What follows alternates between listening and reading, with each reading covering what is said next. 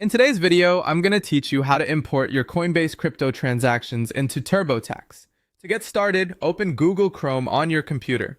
Using a supported browser like Chrome can help everything load properly, especially when you're connecting financial accounts and moving between secure sign-in pages.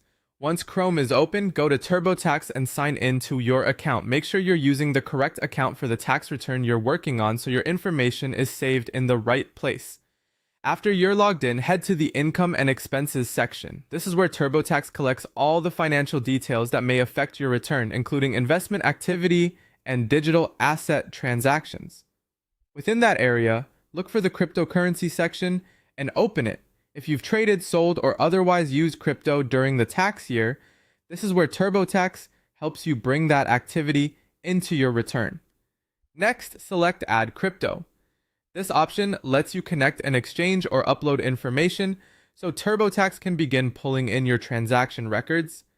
In this walkthrough, you'll be connecting Coinbase directly, which is usually the easiest option if your crypto activity is already stored there.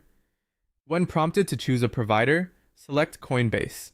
TurboTax will then guide you through the authentication process so it can securely access your transaction history.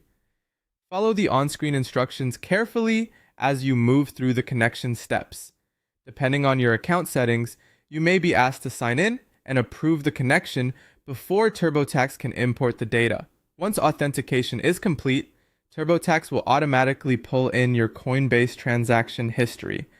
This can save a lot of time compared to entering each transaction manually, and it may also help reduce errors.